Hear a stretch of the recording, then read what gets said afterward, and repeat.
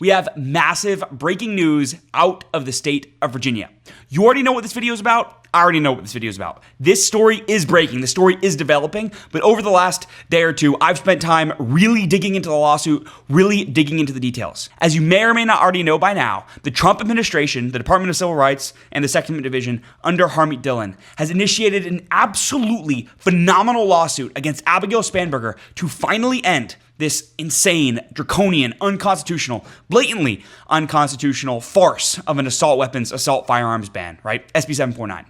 This lawsuit has a lot of detail in here. There's a couple points to this I think a lot of people aren't talking about. We're going to get into all the detail. We're going to break it all down, but I really think you're going to like what I have to say, and I don't think you're going to expect it. Before we get into that, though, if you are new here, please do make sure to subscribe. I really appreciate all the support. That's what lets me spend this time and do these sorts of deep dives. If you are new here, please do subscribe. It helps push this video out to more people, and let's get into it. Of course, this is from my website, bearingfreedom.com/DOJ sues Virginia.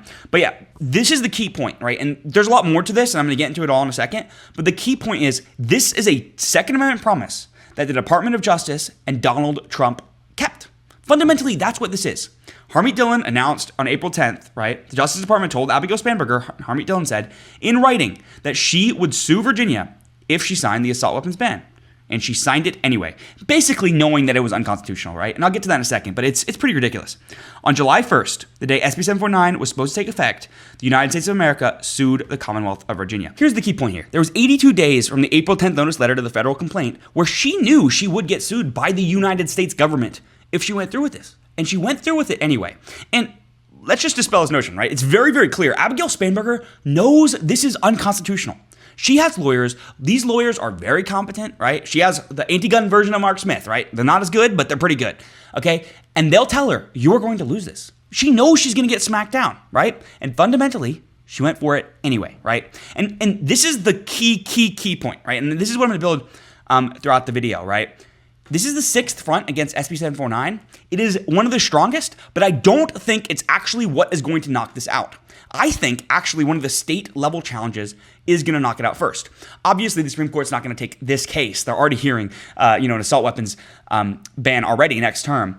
And I actually don't think we're going to see a completion of this. What I think is extremely good about this, right? Extremely, unbelievably, a slam dunk home run good about this is it shows the Department of Justice will, and has shown to over the last year, right, especially since Pam Bondi's been gone, it shows that they will take this sort of action.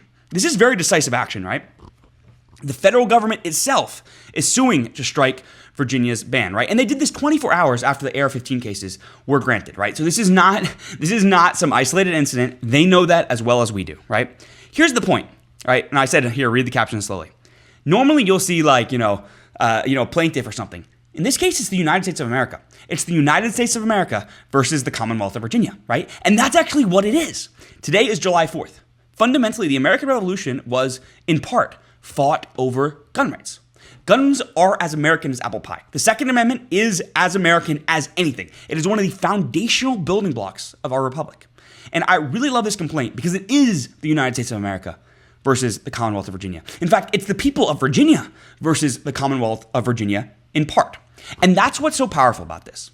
I don't think in the end, right, and I'll get to the details about why in a second, but I don't think in the end this is what's going to win us. I think the timing of it's probably too slow. I think if anything, we're probably just going to see TROs and then the Supreme Court's going to rule on it. I'll be talking with an important guest hopefully later this week about that.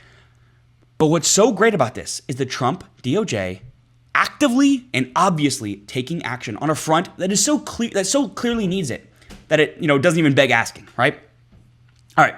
The federal government is now suing to strike Virginia's gun ban. This was unprecedented. No other president has taken this sort of action before. George Bush didn't. Obviously, Obama and Biden never would have done. And when Trump won, he didn't do it either. We have a fundamentally different DOJ, especially now that Pam Bondi's gone.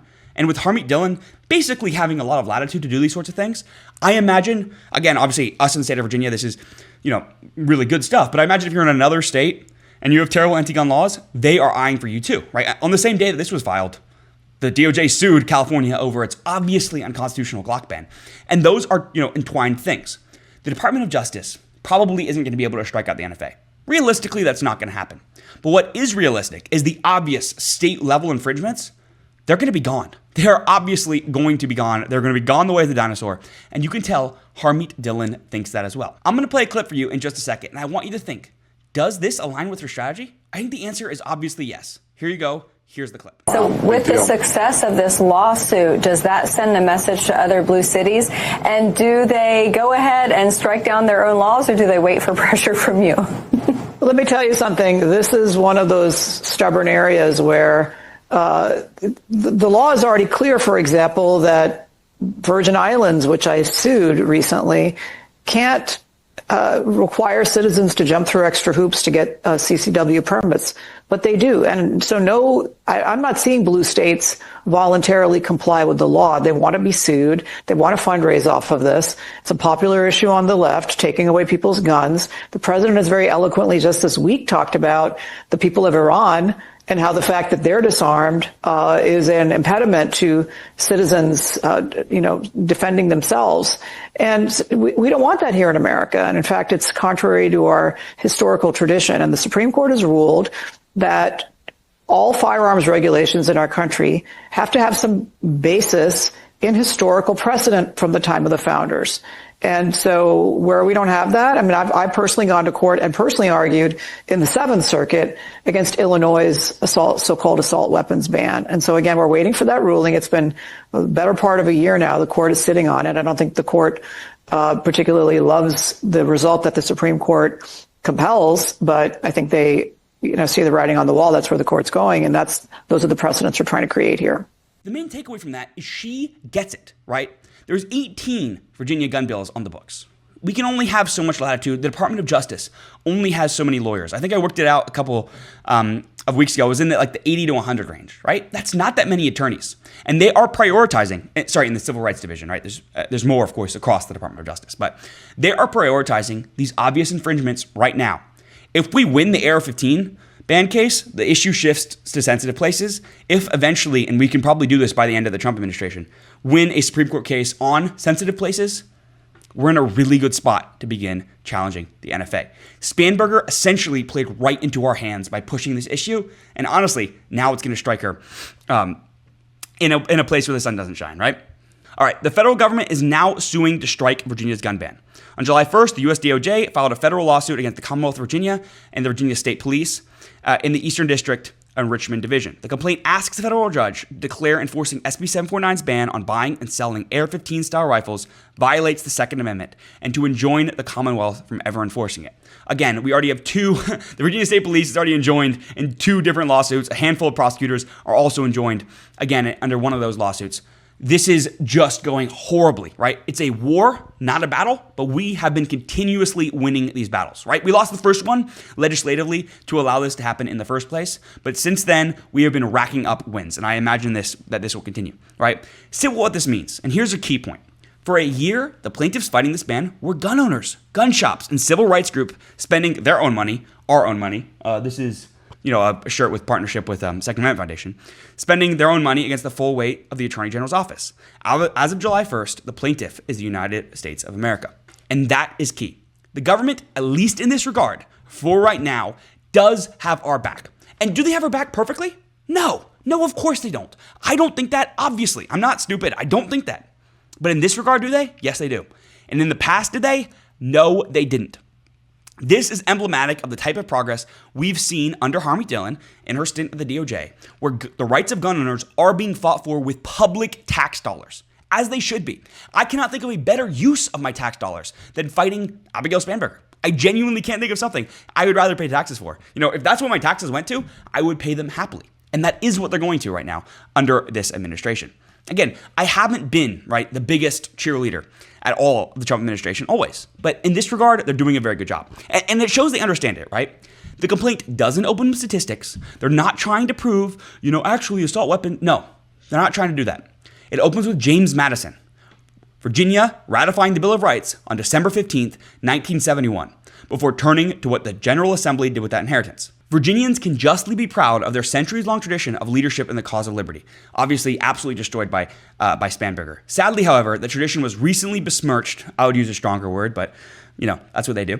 By the Virginia legislature enactment of SB 749, a statute that obviously infringes law-abiding Virginians' fundamental right to keep and bear arms, and thus violates the Second Amendment, right? Again, this happened pretty fast. 82 days from warning to warhead. They were moving fast on this. This was a priority for them, right? None of this ambushed anyone. The Justice Department told Richmond exactly what would happen in a formal notice letter while the bill was still on Spanberger's desk. Again, I've tracked that promise since April. I've said they're going to get involved when a lot of people, for some reason, didn't think so. Here's the whole arc as a docket. All right, of course, only December 2025 was the Second Amendment division established. That's when it became operational. It was created by an executive order by President Trump, I believe in January of that year. And in December, it became operational. Since then, they've done a lot of really good stuff. Of course, not as much as I would do if I were in charge. But, no more than 4 months later, Dillon put Richmond on formal notice. Then in May, she signed it. We had, the two freezes on July 25th and July 29th. I didn't cover the second one because it was kind of duplicative. And then, of course, June 30th, Supreme Court took the AR-15 question, which was a grand slam home run. I'll talk about why in another video, why they're extremely likely to rule on us and why they're extremely likely under that ruling to knock out this particular law. And on July 1st, the United States sues Virginia. Again, the timing of this in no way is random, right? Again, in the notice letter, SB 749, as written, will require Virginia law enforcement agencies to engage in a practice of unconstitutionally restricting the making, buying, and selling of AR-15s and many other semi-automatic firearms in common use. Again, this is acknowledged by Spanberger and by Dan Helmer and by all the Virginian legislature, right? They acknowledge these guns are rampant in Virginia. That's why they want to ban them. Those quotes will now be used, I promise you, in court to help strike down this ban. On April 10th, I promised Governor Spanberger that we would sue Virginia if she signed this ban into law. I keep my promises. And here's the point, right? And I'll end with this. Here's the point. This is an extremely positive sign. A lot of people are saying this is the lawsuit that will win. I don't think it will, actually, right? I know I'm titling this, Spanberger, the lawsuit to finally, right? I don't think that's actually what's going to happen here. This is a lawsuit that's attempting to finally end this law. I imagine what will happen is this will be TRO'd and end by SCOTUS, right? Again, anything could happen, right? Or SCOVA, right? The Supreme Court of Virginia will hear this case, on an emergency appeal. But this is one of the most promising lawsuits we've seen out of the Department of Justice since President Trump took over. And again, I have destroyed Pam Bondi on this channel. If you've been watching long enough, I think my second video was blasting Pam Bondi on this channel. But the reality is the Department of Justice is a different animal. Harmeet Dillon is on our side. Is she perfect? No. But she's a hell of a lot better than anyone in the Department of Justice in my lifetime. The reality is, at least in this regard, the United States government, the force of the United States government, is on our side. And that could not be better for the Second Amendment. Anyway, guys, I hope you did enjoy the video. If you did, please make sure to subscribe down below. I hope you have a very happy 4th of July. I wanted to cover this. It took me a day or two. I've been, traveling around, been very busy. I got sick for a little bit, but yeah, really, really good news. I wanted to cover it, make sure I covered it on the 4th. This is exactly what America's about. This is the proper functioning of government in action. This is what tax dollars are meant to be used for, protecting our rights. And it is absolutely phenomenal that it is finally happening. Anyway, guys, thank you so much for watching. Hope you did enjoy. Stay tuned, and I'll see you in the next one.